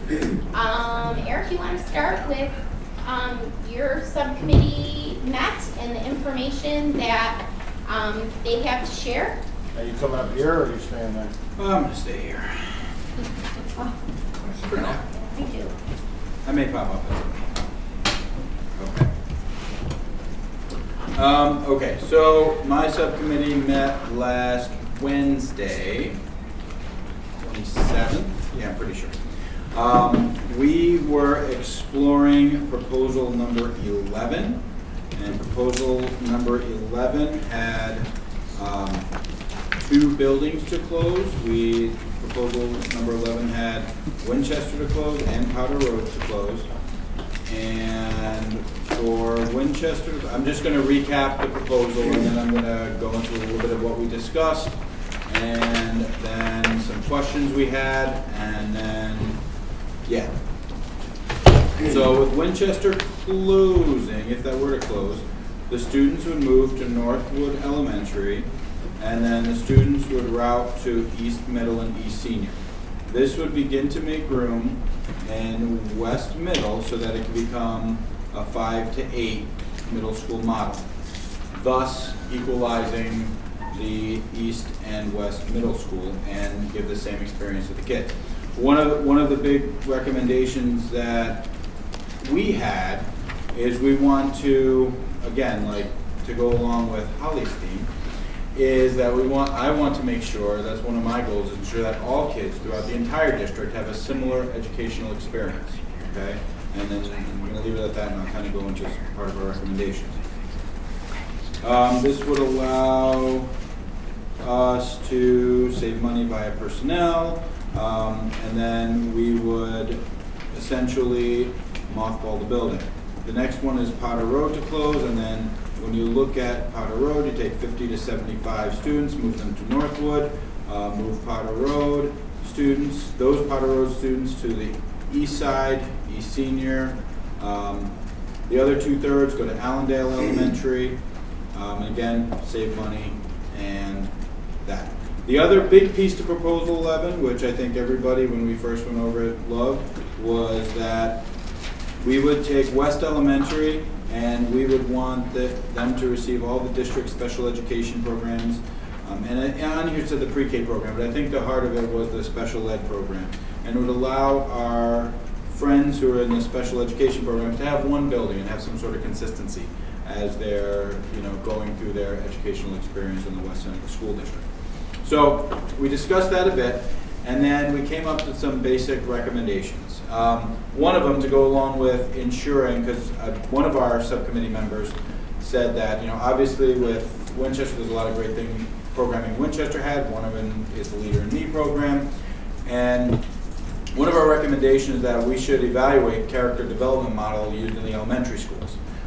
We should determine which model best suits the needs of the students district-wide by utilizing outcomes assessment. Currently, and if someone would like to correct me, if I'm wrong or need some further clarification, it is the principals of the elementary schools that determine the character education model.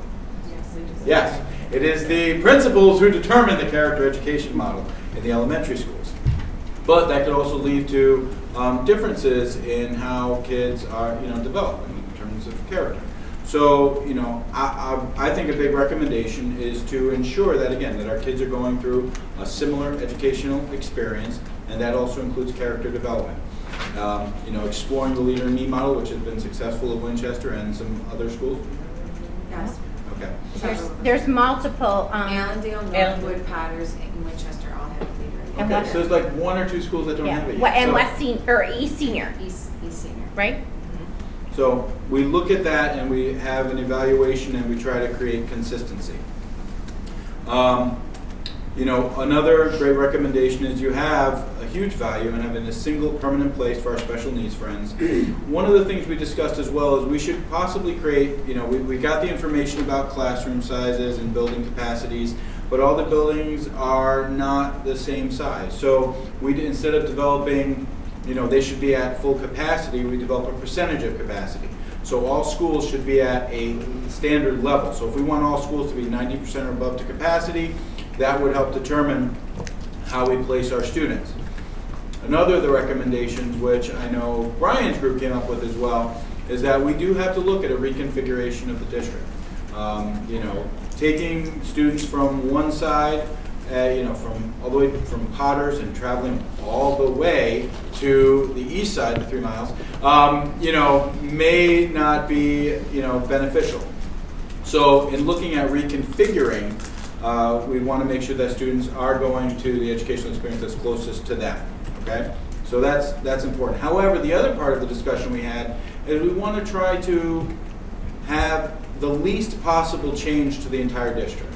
You know, we value and we understand that we don't want to try to uproot everybody, you know, and create turmoil and, you know, the stress that goes along with changing schools, but we want to create strategic opportunities for students to be in the right place at the right time. So how that works out, that's beyond us at this point, because we don't have the ability to take the populations of where the kids are and start to move them and see what makes sense. So that would be something that needs to be explored.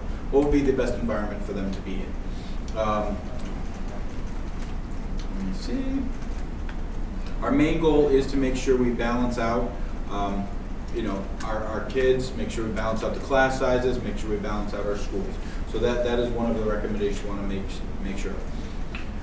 There, you know, we already discussed for our presentation, but there is research, actual scientific research that shows the 5 through 8 middle school model works, and it does aid in the development of students. And so we want to ensure that that comes to fruition, that comes to light so other people can see it. One thing we did discuss a little bit at length, and part of it had to do with some of our nice discussion we have. By the way, thank you to Bob Rigby for providing us the space to meet. That was very helpful, and it was nice, close to home for everybody, so that works out well. But in terms of, you know, after hearing Brian Schultz's presentation and deciding that, you know, kind of don't, I've never been, and Ed knows this, I've never been a proponent of selling a building at all, okay?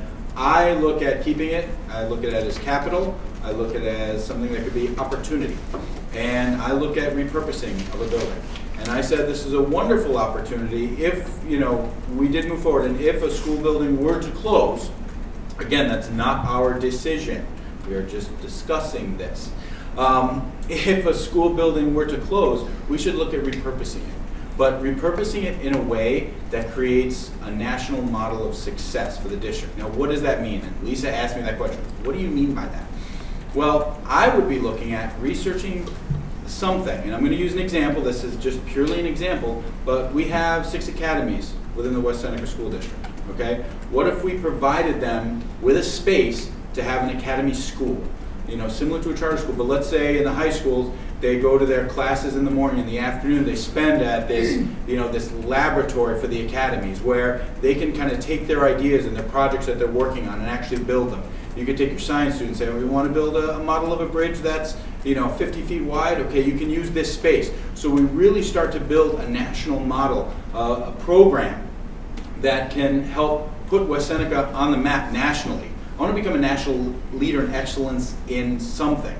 And so we'd have the prime space to do it. And I know we have the administrators, the teachers, and the staff who could make this happen where we could truly be a leader.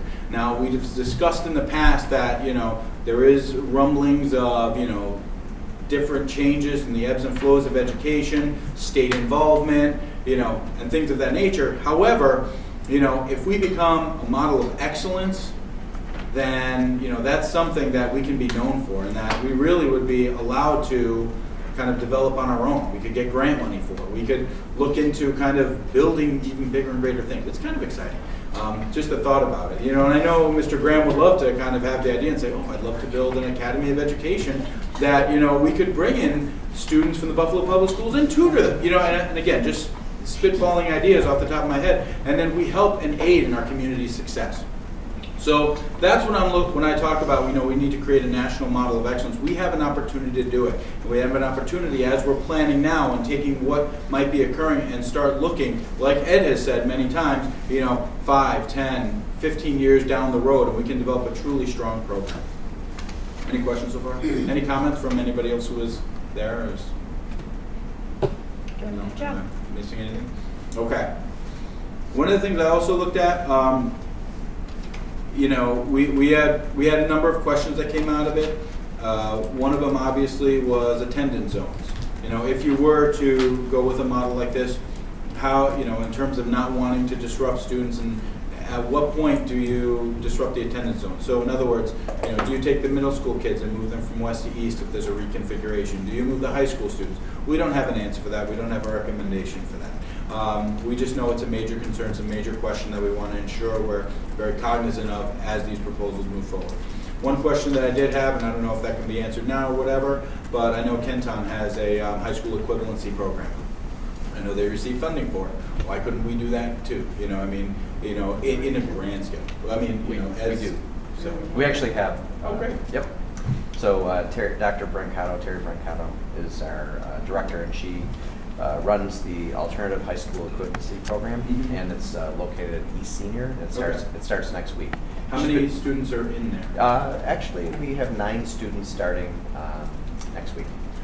Yeah, and the reason I say is that we have that, but I know like Kenton has a number of different, some 15, 20 different locations throughout the city, throughout Kenmore, and I know because of my job, because we partner up with them, they do it on a grand scale. Right. And so why couldn't we consider expanding that and then getting state funding for that in terms of revenue generation as well? So there are different things, and I know with budgetary issues and things of cutting those, but it's just kind of an idea that came out of it as well. So that's essentially where we are at this point that we had our meeting with. Anything I'm missing? Okay, so next, what we'll do is, let's see, Brian Janik and Brian and Corey were working together. Guy, I hope Corey told you, she assured me that you were going to step up to co-chair with Brian now. Did she mention that? She did mention it. All right, okay, just didn't want to surprise you. So we'll let Brian go ahead and report, and then Brian and Guy will be running the second subcommittee from here on in. Okay, perfect. Brian? Okay, we redrew the district lines. I gave Lisa the map, and she's given it to Kevin Love so he can work his magic so we can see if where we put the lines work. Our goal was to move kids to Allendale. West and Winchester would be west feeding schools. Allendale, Clinton, and Northwood would be east feeding schools. The lines, obviously, it all depends as to what Kevin comes back with the figures. Brian? Yeah. Can I ask a question? And it's mainly directed to Brian Graham. I know we're sending the information to Kevin for transportation purposes. Is that the best way to consider for reconfiguration, is going through Kevin, or is there another program, another way to do it? I think Kevin can actually look at the grade levels of kids and where they're living, and move them physically in his TransFinder program to a new location, and then generate the numbers. So he actually probably has the best software to help us with. Okay, I just want to make sure that, because I heard a report from somebody else saying that there were different softwares that the district had that could be used as well. The tool he uses is called TransFinder, and he actually displayed it here. Right. No, I remember that, but like I said, I heard that administration possibly has something else. With those lines, we did not disrupt kids that currently are in Clinton. So people that already went through a change will not go through another change. Kids that, part of the Potter's kids would go to Winchester. The other part of Potter's kids would go to West Elk. There were some West Elk kids that would go to Allendale. And there's actually a pocket of Allendale kids that we would switch over to the west side because as we looked at it, it didn't make sense. These kids are all the way on the west side of town, and they're going through the east side of school. So we thought we'd figure out where that goes. We kind of kept a similar line. You know, obviously there's 2 middle schools, 2 high schools, but there's 5 elementary schools. So the elementary map has a couple more lines on it than the middle school and high school one. We have kids that will switch from west to east to make room at West Middle to bring the 5th grade in. We also decided that high school kids would not change. So if you are currently in high school in the year that this is put in place, you would finish out your tenure at that high school. Anybody below would switch, and then you would go to the east side, and then that would happen. So if you were at a west feeding school and it became in Allendale being an east feeding school, you would then go to East Middle, and then that would all play itself out. We understand it would take 3 years for the full effect to go into effect. But you know, we figured that least disruption was the best way to go about it.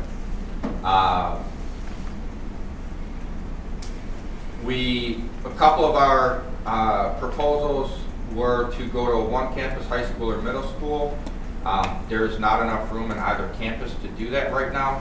So what we need to do is we need to come up with the thresholds, and when those thresholds are hit, that's when another committee now starts to be formed to look at the possibility of going to a 1 high school or 1 campus setting at that point. Same thing on the elementary level. Come up with what is the enrollment threshold to get to go from 5 to 4. Or if there's a big baby boom, to go from 5 to 6. You know, looking at it both ways. You know, we got to come up with thresholds on both sides of it. We don't want to sit here and just assume that West Seneca is going to stay downward the whole way through. We got a lot of organizations outside that are trying to bring more things into West Seneca. Maybe that brings enrollment with it. So we want to look at both sides of it. As we're looking at that, we want to look, one of the questions we came up with was the parking situation at Clinton and Winchester. We're well aware that Clinton people are all over Clinton Road. When there's an event, pretty busy street, 45. I don't know how many people actually do 45 down that street. It's not me. Same thing with Winchester. They just had an event 2 days ago, and Highland Road was a parking lot at that point. So one thing we would look at is there room to enlarge the parking lots? Is it aidable to enlarge the parking lot? The whole goal is to have enough room for cars and staff for school events with that. And we also want to make sure there's enough room for the buses. With some of these schools that are going to get an increased population, is there enough room for the bus traffic that's got to come through to make sure everyone can get there? Winchester, we know we'll get a spike in enrollment, and so that's one of the things with the buses and the parking.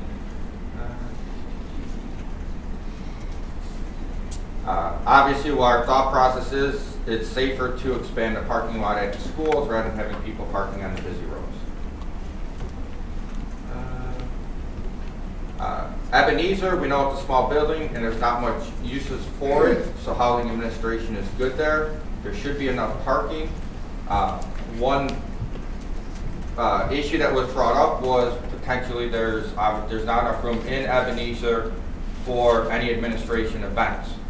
It was brought up that in the past, any administration events were rotated among the schools, and to have the administration look at doing that again, so that they're not going to have these events at Ebenezer. Their events are going to be held at the various schools. And actually, from what we heard from the administrators at those schools, is that it was a very successful program, and the schools loved hosting those events. So it was a good way to showcase off your school to the administration. So that would be like for when they have like their leadership team meetings where all the administration gathers together. like things like that would be what, right, Brian, is what you're talking about, just to clarify for people that may not. Are you talking board meetings as well? School board meetings? That would be something that would need to be figured out, is where the school board meetings would be held, because there wouldn't be Joe's office.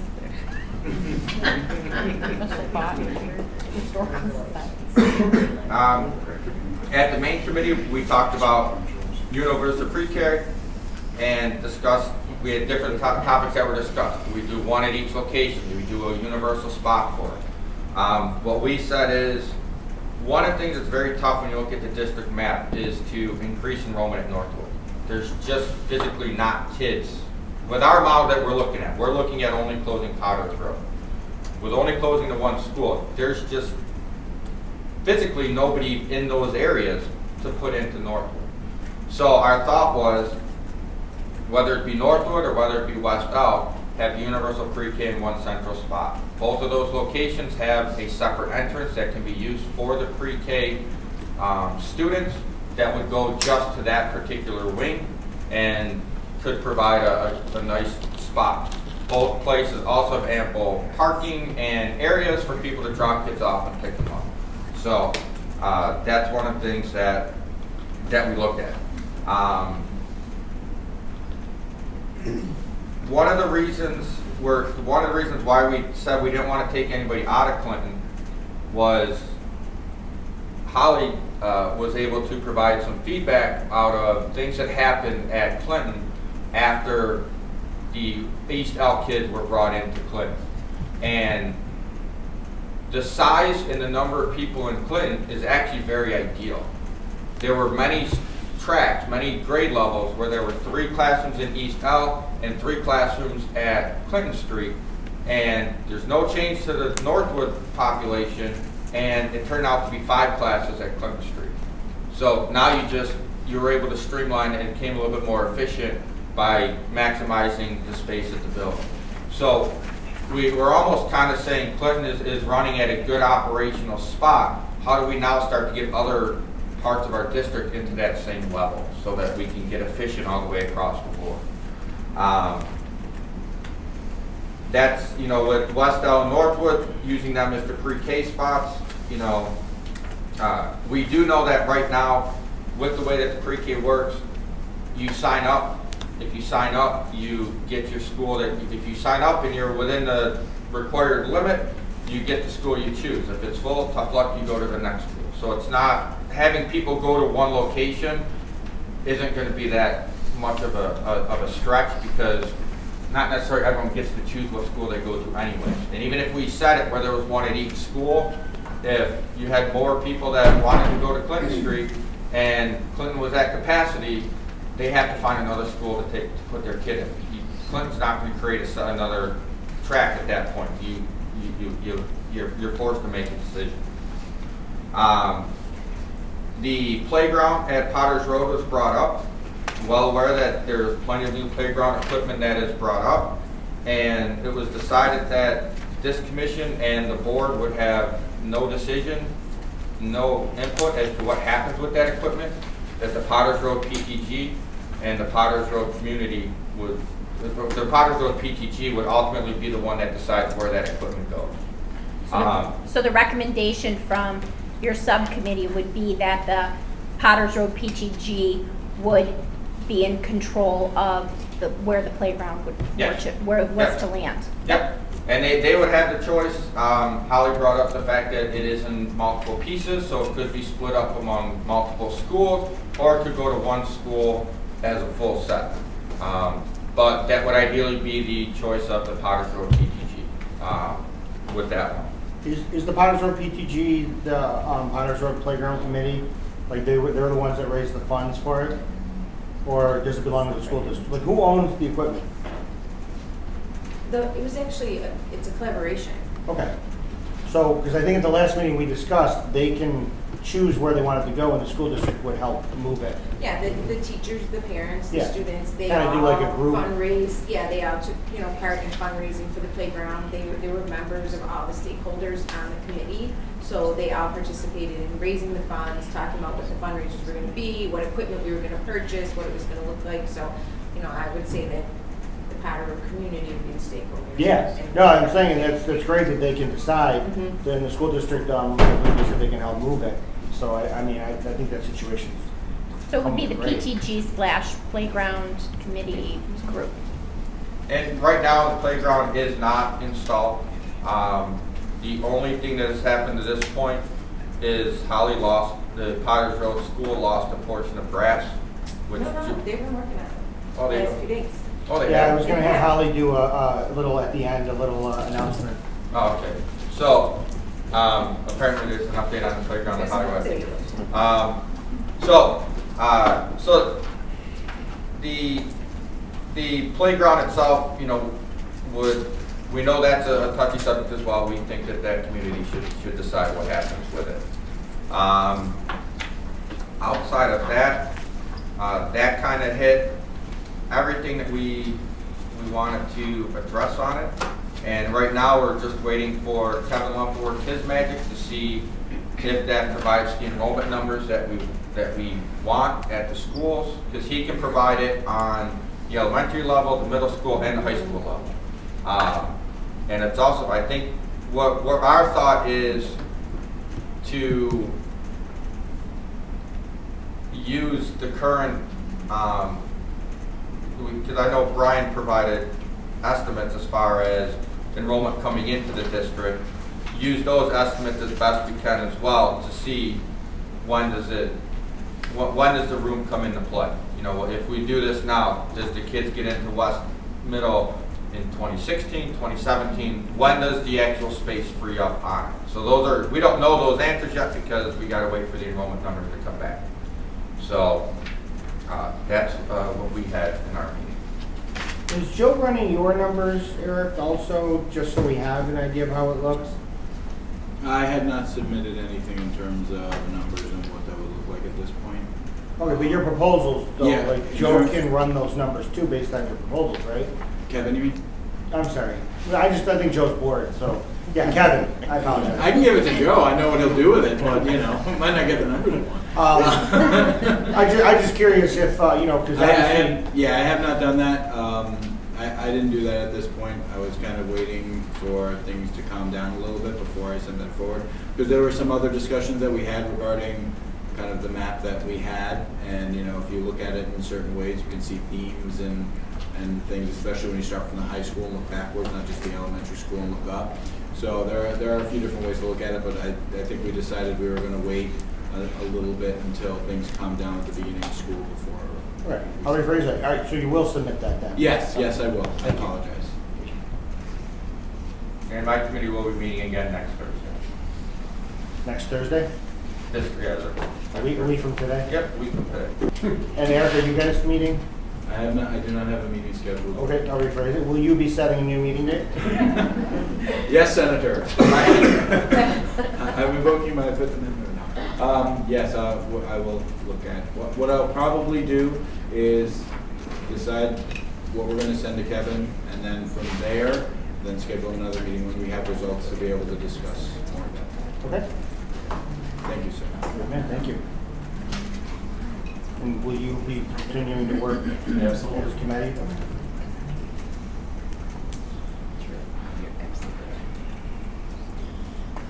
Hey, Brian, I have a question in terms of numbers and enrollment, things like that. Is there a percentage that, like a standard percentage over the past, you know, that we can say, you know, like we're averaging between 3 and 5% decrease in population, or 1 to 2, or something of that nature? Yeah, good question. I don't have the percentage for you right now, but I can tell you that we're 56 less than we were last September 9th. So as a district, we're short 56 kids than we were last September. We have 468 kindergartners, and last year we had 492. How were this year's numbers compared to your projections for this year? Actually, I think I predicted 472 for kindergarten. So nice. They were pretty close. However, as numbers are, we actually have 507 first graders, which I did not predict. So we actually got some more first graders, which is quite unusual. We have 457 second graders, 461 third graders, 475 fourth graders, 471 fifth graders. So just as we had talked about before, you take all of those grade levels that have 460, 470, and we move them up to the secondary, we will definitely be losing a lot of kids in middle school over the next 5 years. We are higher than I expected at West Middle School. We're at 465. I think we were at 965.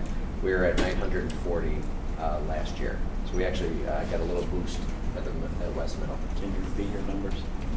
Oh, sure. What numbers? I got first grade. First. Then you went after that. Kindergarten is 468. I got that, yep. Second grade? First grade 507. Second grade 457. Okay. Third grade 461. Fourth grade 475. And when we look at fifth grades on the east and west side, we're at 471. Thank you. You're welcome. So I think East Middle had 920, 25 last year. They're at 870 this year. So we did see the predicted drop at East Middle, but we got a bump at West Middle. How much was West Middle?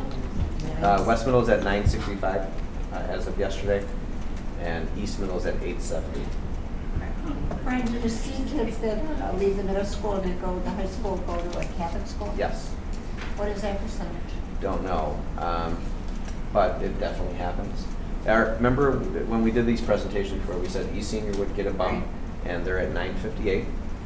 Okay, so that was kind of predicted. West Senior's at 1284.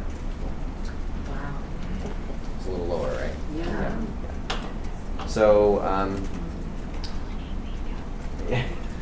they're all in AP calculus right now.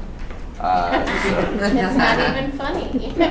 But again, just so you can see what's happening.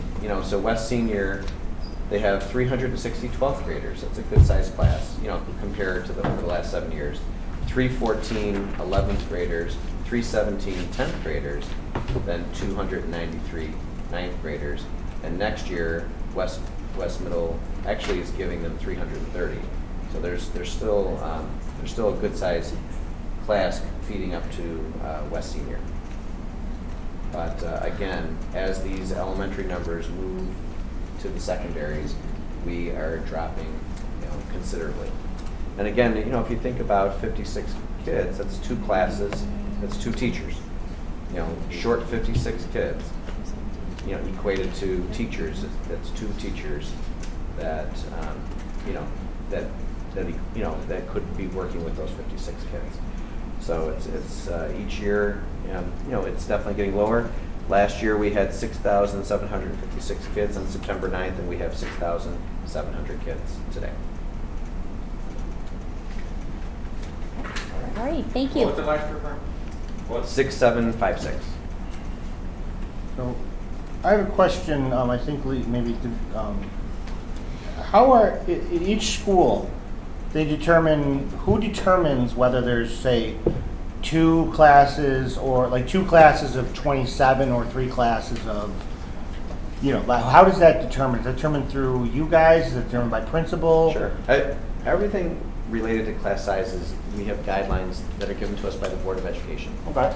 So, so we have those guidelines, and then our principals and the Assistant Superintendent for Human Resources come together in February, and they begin analyzing, what are our current numbers, what do we predict we would have in the future. It's not a perfect science, so that's why you see some bubbles here and there. And also you see it the other way too, some very, very comfortable, very, very nice class sizes in other areas. Okay. All right, so as we move along here, any questions and concerns to kind of close out our meeting? Apparently Holly has some good news to share. Yes, I know there's a lot of speculation about the playground because of Potter's closing, but actually, I'm not aware of any direct connection.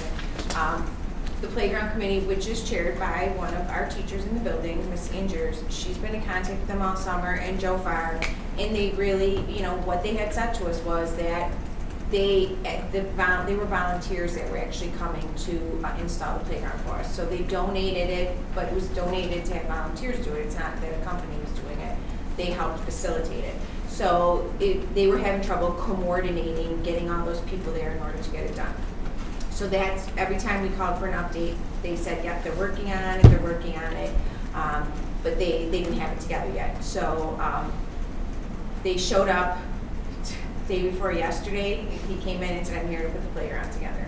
So I sent him over to Joe Farr and his department, because they were storing all the equipment, and they've spent the last 2 days working on, putting all the pieces together, figuring out based on this, the specs that we got from the architect, exactly where the playground equipment would go. And I know they were working on it when I left again today. So I think it should be up pretty soon, actually. Great, awesome. And kudos to your playground committee and the people that have headed that up, because that is a huge undertaking to all of us that have sat around this table that have done that for kids. It's a huge project, so kudos to them, and how awesome for the kids at Potters that that's coming together. So Is the old playground going to come down? No. We were adding on, so it's in front of, it's an L instead of a square now. So the new pieces are in front of, so we still have all the swings, and we still have the slide, collaboration thing there. And then we now have a merry-go-round, a teeter-totter, monkey bars, and a climbing. And we bought pieces that were appropriate for different grade levels so that they all Nice. get something. nice, great job, awesome job, and what a great celebration. So that's an awesome way to end the meeting. So Joe, what are you going to do all that space now? As we Read a know, little bit. yeah, as we know, it fills up quickly. All right, so our next meetings, I did not write them down on here, I apologize, would be September 18th and October 9th. With the public information meetings on September 10th and September 22nd, we can only meet so much in between there, so. What is, you said September 18th and October 9th? Yes. What is our plan with the October proposals? Are we presenting them at some point? Are we emailing them? Like, what is our plan with that? Like, how we're shooting for an October-ish deadline. Like, what is our, is October 9th going to be like a wrap-up for us? Or do we you and I have talked about it. We're looking at, when you and I spoke with Dr. Crawford, we were going to present to the board, so it will be in October, during October at some point. With that meeting that's scheduled on September 22nd, I don't know that we can pull it together quite like at the very beginning of October. I think we need, the idea is that we're getting ideas from the community, so we need to have an opportunity to kind of go through those and see what we have. So I'm thinking it will be within October, but not necessarily like the first week. So, yes, sir. Slightly unrelated, but along the topic of dates, what are the dates for the next few Board of Education meetings? Next board meeting, September 15th. And then again on October 6th, I think, right? Yeah, 6th.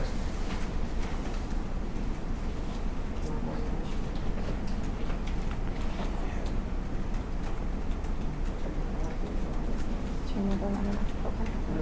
And that, just so you know, my committee meets Thursday is opposite of our meeting. So November 3rd is the next one after that October 6th Right. piece. All right. Any questions or concerns as we finish out?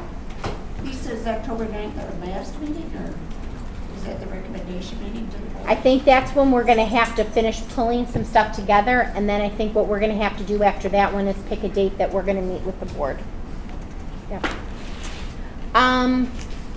People that are on our board that are going to be introducing people, or people that have kind of chosen to put the program together, if you might want to stay after so we can kind of talk about when we might want to try to get this done by Wednesday. That would be awesome. And again, our September 10th meeting will be at West Middle, and September 22nd at East Middle, 7 p.m. And if any of you have PTA, PTO, PTG, PTL meetings between now and then, if you could please make sure that you get that information out to your groups so that they know. And Mr. Graham, would you possibly be able to, because you're so darn good at it, send out a district email just letting people know for this? Yep. I think that would be another good way to contact all of our families. Okay. All right. Thank you so much. Thanks to Julie and Guy for stepping in, and welcome aboard.